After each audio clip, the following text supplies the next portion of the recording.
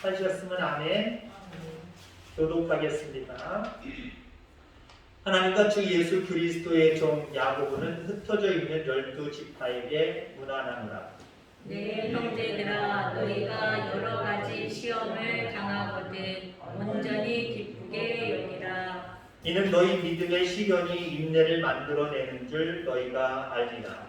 인내를 온전히 이루라. 이는 너희로 온전하고 구비하여 조금도 부족함이 없게 하려 함이라. 너희 중에 누구든지 지혜가 부족하거든 모든 사람에게 후히 주시고 꾸짖지 아니하시는 하나님께 구하라. 그리하면 주시리라. 오직 믿음으로 구하고 조금도 의심하지 말라. 의심하는 자는 마치 바람에 밀려 요동하는 바다 물결 같으니 이런 사람은 무엇이든지 주께 얻기를 생각하지 말라. 두 마음을 품어 모든 일에 정함이 없는 자로다. 아멘. 아멘.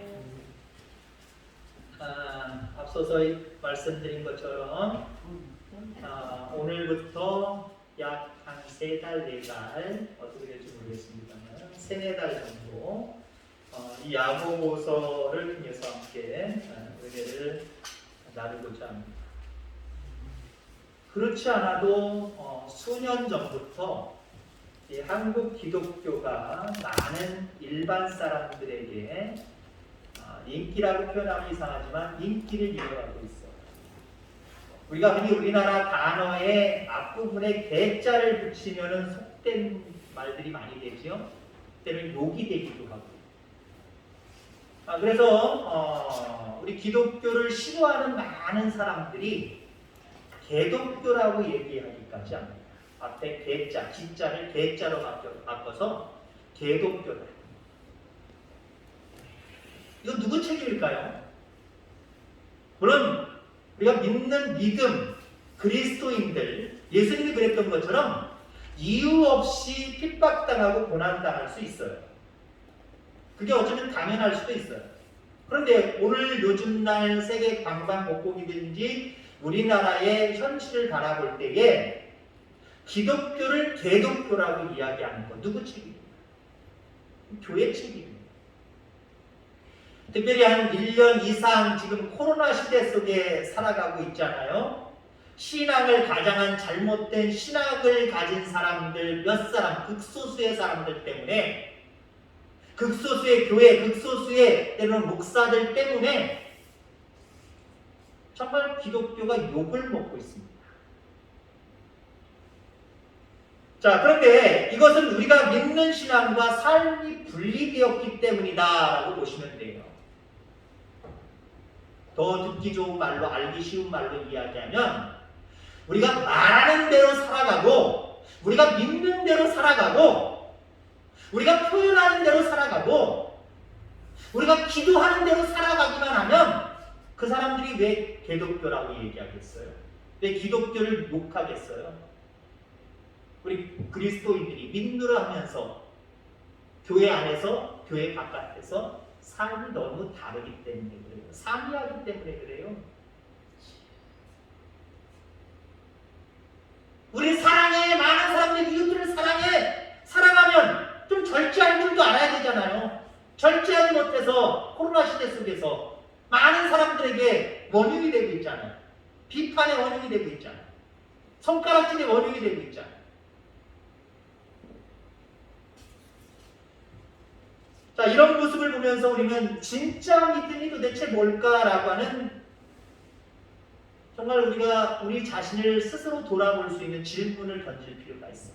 이런 시대 속에서, 기독교가 욕먹고 있는 이런 시대 속에서 정말 믿음이 무엇일까? 오늘 저녁의 말씀처럼 진짜 신앙이 무엇일까? 이거 고민해 보셔야 돼요. 교회마다 고민해 보셔야 되고요. 우리 그리스도인들 한 사람 한 사람마다 개인적으로 고민해 보셔야 돼요. 왜 기독교가, 예수 믿는 내가 왜 많은 사람들에게 핍박을 당할까? 그러면 진짜 믿음이 도대체 뭘까? 많은 사람들에게 영향을 끼치는 진짜 믿음이 무엇일까? 그런 맥락으로 이제 약 3, 4개월 동안 야고보서를 보려고 하는 거예요. 자, 강해를 합니다. 오늘은요. 1절 말씀에 보면은 그냥 흩어져 있는 디아스포라에게 그냥 문안 인사하는 겁니다. 근데 여기 디아스포라라고 하는 말이 중요하죠. 물론 여러분들 성경에는 흩어져 있는 이라고 이야기를 하고 있어요. 애굽으로 이스라엘 백성들이 요셉에 의해서 들어간 것이 불행이었을까요? 축복이었을까요? 처음에 들어갈 때 분명히 축복이었어요. 먹을 것 없는, 양식이 없는 상황 가운데 요셉이 애굽의 총리가 되어 있다고 하니 요셉의 그 능력 앞에, 그 권위 앞에 들어가서 먹고 사는 일 문제 없었잖아요. 그래서 번창했잖아요. 하지만 애굽으로 이스라엘 백성들이 들어간 것, 야곱의 후손들이 들어간 것 축복입니다. 근데 그것도 430년 동안 종노릇 했네요. 그럼 그 축복이 아니에요. 결국 우리는 축복이다라고 결론 지어야 돼요. 그러나 믿음 없는 사람들, 세상 사람들은 야, 요셉의 시대 때 거기 애굽으로 들어간 건 불행의 시작이었어. 봐봐! 430년 동안 그 이후로 들어가서 노예처럼 살았잖아. 그렇게 얘기하는 거예요. 이스라엘 백성들이 신약시대에 와서 신약시대라고 할 수 없습니다만 그 이후에 구약시대에서부터 언제부터 흩어지기 시작을 했어요? 정말 많은 사람들이 흩어진 시대는 바로 바벨론에 의해서 멸망당했을 때입니다. 거의 이스라엘 백성들을 다 포로로 잡아가서 본국에 남아있는 사람들도 있지만 거의 다 잡아가서 흩어져 버렸어요. 그때부터 흩어져 버렸어요. 그럼 이스라엘 백성들에게는 불행이잖아요. 근데요, 이스라엘 백성들이 애굽에 들어가서 살았던 일들이나 바벨론에 의해서 이스라엘 백성들이, 유대인들이 흩어진 일들이나 하나님이 하시는 일이에요. 왜 그럴까요? 그것으로 인하여서 복음이 확장되기를 바라는 거예요. 그것으로 인해서 그나마 믿음을 확실하게 가졌던 사람들, 그 사람들이라도 믿음을 확실하게 더 발전시켜 나가기 위함입니다. 여러분, 가짜 믿음을 가진 사람들이 섞여 있는, 예를 들어서 1000명이 나을까요? 진짜 믿음만 가지고 있는 10사람이 모여있는 곳이 더 나을까요? 우리의 입장에서는 그래도 예를 들어 교회로 얘기하면 가짜 믿음이라도 있어서 그냥 교회 나오는 사람, 야 100명, 1000명인데 훨씬 낫지. 어떻게 정말 진짜 믿음만 가지고 있는 사람 10명, 아니면 100명, 그게 어떻게 더 낫냐?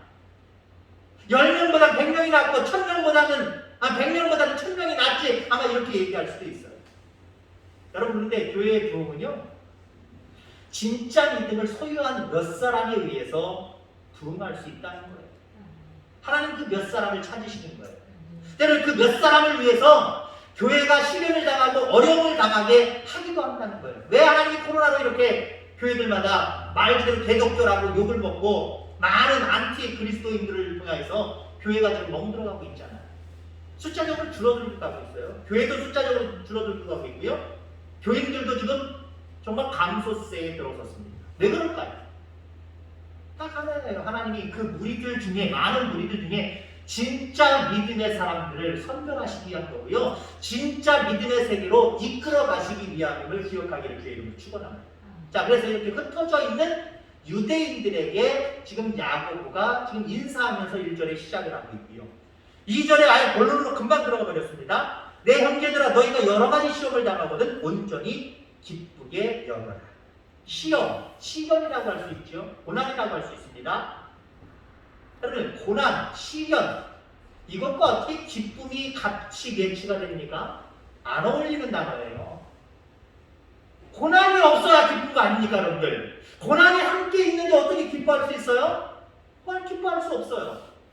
자, 그런데 오늘 보면 2절에는 이 고난과 기쁨이 함께 맞물려 있다라고 하는 겁니다. 우리가 흔히 예수 잘 믿으면 어떤 고통도 찾아오지 않는다라고 생각하는 분들이 계세요. 초신자일수록 더 이렇게 생각하겠죠. 내가 예수 믿으면 고난이 사라진다. 근데 왜 예수 믿는데 고난이 생기지? 거기서 믿음이 자꾸 흔들릴 때, 그나마 이만큼 있었던 믿음이 흔들릴 때가 많아요. 여러분, 그렇지 않습니다. 성경은 절대로 예수 믿으면 시련이 없다라고 가르쳐주지 않아요. 예수 믿으면 시련을 해결해 주시지만 그래도 시련이 있다라고 오히려 가르쳐요. 오히려 시련이 더 올 수도 있다. 오히려 그렇게 가르쳐요. 이유 없이 사유 없이 시련을 당하고 고난을 당하는 일이 생길 수 있다. 여기까지 얘기를 해요. 근데 뭘 강조를 해요? 해결될 수 있다는 강조. 고난이 없는 게 아니에요. 시련이 없는 게 아니에요. 고난과 시련이 있을 수 있지만 능히 이길 수 있다라고 말씀하면서 그렇기 때문에 능히 이길 것을 생각하면서 기뻐해라. 기뻐해라. 여러분 오늘 조금 전에 바로 우리가 기도했잖아요. 예수님 생애상으로 바라볼 때 오늘은 예수님이 아무것도 배단위에서 아무것도 하시지 않은 날이다. 자기 자신에게 주어질 이제 십자가의 그 길, 또 그 이후의 부활, 이것에 대해서 깊이 묵상하신 날이다라고 말씀드렸잖아요. 앞으로 자기에게 닥칠 무시무시한 그 십자가의 고난의 길이 자기에게 닥쳐와요. 그것만 생각했으면 내가 왜? 라고 방문하시면서 그 자리를 외면하실 수도 있을 거예요. 스스로 예루살렘으로 들어가시지 않으셨을 거예요. 피해 가셨을 거예요. 도망가셨을 거예요. 자, 그런데 예수님이 그렇게 수요일 날 조용히 아무 일도 하시지 아니하고 자기가 짊어져야 될 그 십자가를 묵상하고 그 이후에 있을 영광을 생각하잖아요. 그 하나님의 영광, 다시 부활하는 그 영광이 고난을 덮어버리잖아요. 그러니까 예수님 예루살렘 들어가신 거예요. 그러니까 들어가셨다니까요. 그러니까 그 십자가의 고난을 기꺼이 맞이하신 거예요. 여러분 그겁니다. 우리에게 고난 없지 않아요. 고난 생겨요. 우리의 인생은 고난의 연속이다라고 이야기를 하잖아요. 시련의 연속입니다. 그런데 주님이 그랬던 것처럼 우리에게는 반드시 그 시련 뒤에 영광이 와요. 그 시련을 극복하게 하시고 오히려 시련을 잃어버릴 수 있는 하나님의 은혜가 우리에게 임하게 되어 있어요. 그걸 생각하면 기뻐할 수 있다. 아멘. 시련 중에도 기뻐하는 게 진짜 믿음이에요. 여러분 이 믿음 가질 수 있게 되기를 주의 이름으로 축원합니다. 자, 지금 이 야고보서 야고보가 기록한 겁니다. 그럼 이 야고보는 어떤 사람이냐? 사실 이 야고보는 예수님의 제자이기도 합니다만은 예수님의 동생이기도 해요. 한때 그는 가족들과 더불어 형이 미쳤다고도 생각을 했어요. 예수님을 붙잡으려고, 형을 붙잡으려고 나서기도 했습니다. 당연히 그 형 예수를 메시아로 구원자로 인정하지 않았어요. 자, 그랬던 그가 놀랍게 변화가 됩니다. 형이 미쳤어. 아유, 형 잡아다가 집안에 놔서 아버지 돕게 해줘야 되는데 이거 못하는 짓이야. 한마디로 이렇게 생각을 했단 말이에요. 무슨 자기가 메시아야? 나는 내 형을 메시아로 구원자로 인정할 수 없어. 이랬던 사람이 완전히 180도 달라져 버렸어요. 언제 달라졌느냐? 여러분 마가의 다락방에서 120명의 많은 그리스도인들이 기도했지요. 예수님 돌아가신 이후 그리고 승천하신 이후 기도했습니다. 열심으로 기도했어요. 그때 여러분 예수님이 그들 가운데 성령으로 역사하셨습니다. 그들 가운데 임재하셨다라고 하는 거예요. 이때 이 야고보는요 예루살렘 교회의 초대 총회장 직분을 가지고 있었어요. 그 직분으로 그 기도의 자리에 함께 있었고 예수님의 임재하심을 그도 볼 수가 있었어요. 부활하신 예수님, 성령으로 역사하시는 그 예수님, 그 예수님을 야고보가 경험했단 말이에요. 체험했단 말이에요. 그 다음부터 180도 달라진 거예요. 믿지 못했던 자기 형 예수, 그 예수였는데 미쳤다고 생각했던 자기 형이었는데 그래서 구원자를 절대로 믿지 못했던 그였는데 그가 다시 살아나셔서 자기 가운데 나타나심을 보여주시고 성령으로 역사하시는 그 모습을 통해서 그는 확실하게 자기 형이었던 예수님이 하나님의 아들이었고 메시아였고 구원자임을 선포하는 그런 모습들을 바라보게 됩니다.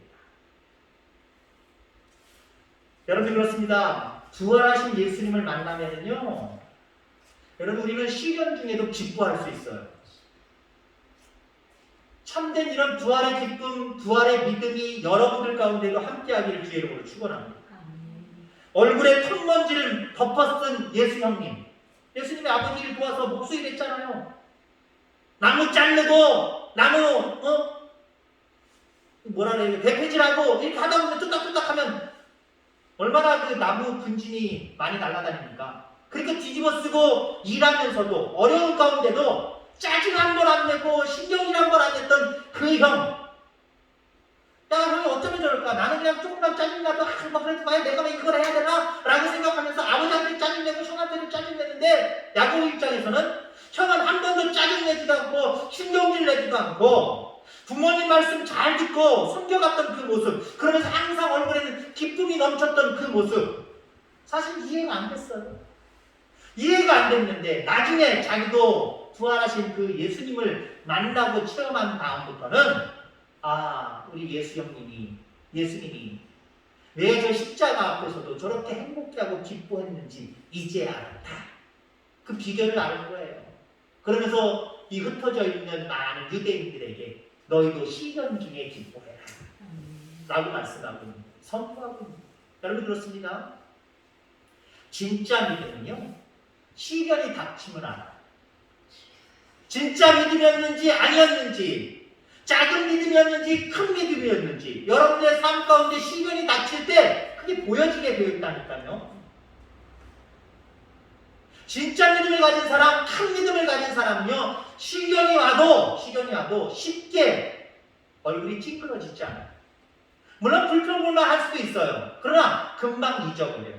네, 나중에 찾아올 하나님의 은혜, 하나님의 능력, 하나님의 구원, 하나님의 역사하심, 하나님의 영광, 이걸 금방 알아보기 때문에 이 시련 뒤에 반드시 그 모든 것들이 온다라고 생각을 하면요, 시련 중에도, 시련 속에도 그러한 사람들이 항상 기뻐할 수 있어요. 여러분, 예수님의 생명이 그 속에 있느냐 없느냐 특징 지어지는 게 뭔지 아십니까? 기쁨입니다. 그 사람 속에 예수 생명이 있느냐? 있는 사람은요, 기쁨의 인생을 살아요. 그러나 예수 믿노라 하지만 믿음이 연약하거나 믿음이 가짜라고 표현할 수는 없습니다만은 너무 열악한 사람들, 그런 사람들은요, 시련이 오면 기쁨 잃어버리고 살아요. 전에 제가 처음 왔을 때 얼마 안 돼서 그런 말씀을 드린 적이 있을 겁니다.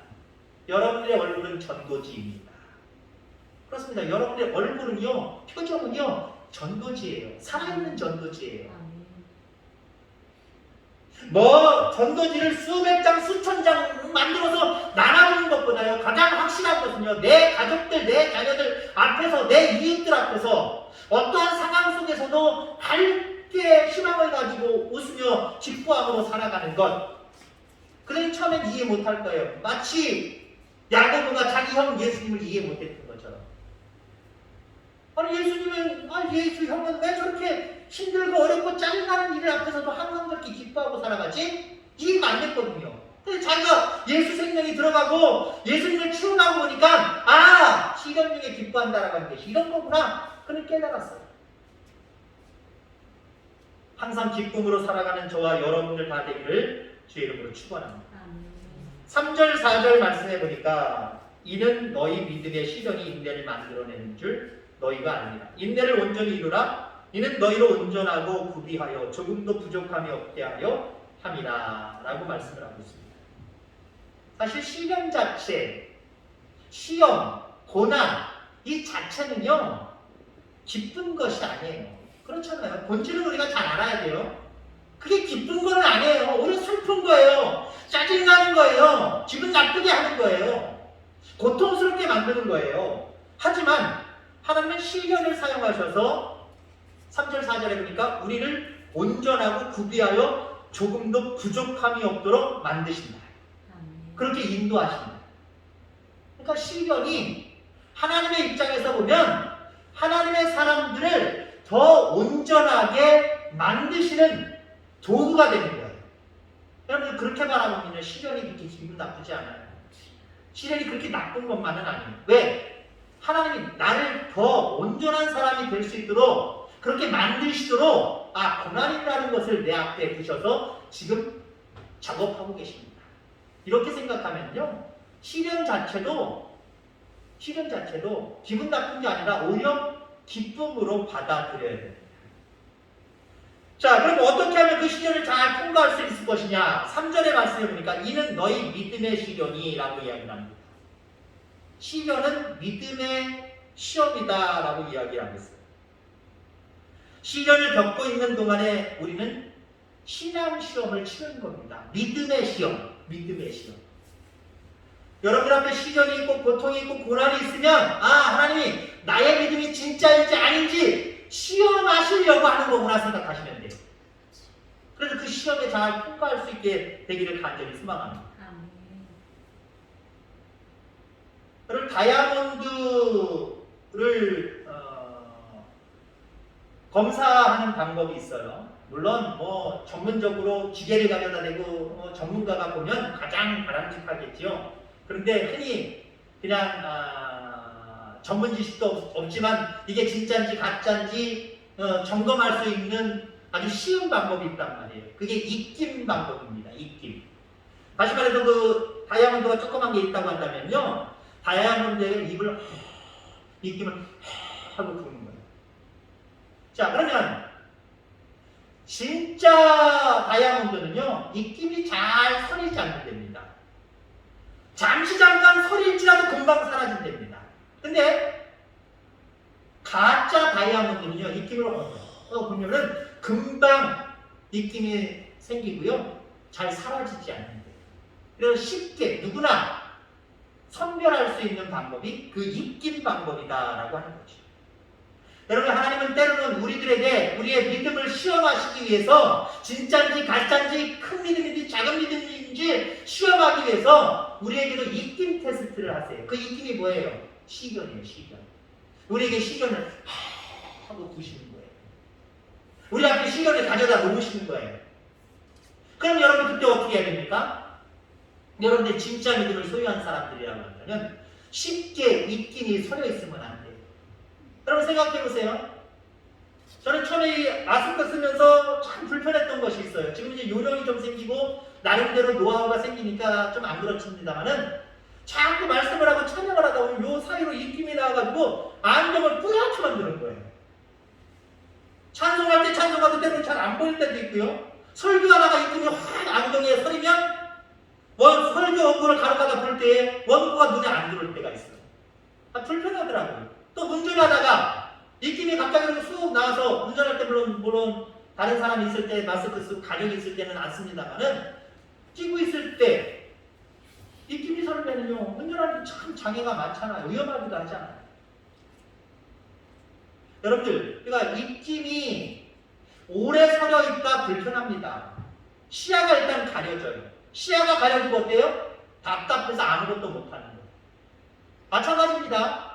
우리 앞에 하나님이 시련이라고 하는 그 입김을 후 보실 때에 진짜 믿음의 사람들은요, 입김도 별로 끼지도 않아요. 왜? 확실한 믿음을 가지고 있기 때문에. 이 시련이 있어도 시련 뒤에는 하나님의 영광이 있어. 시련 뒤에 영광을 쳐다봐요.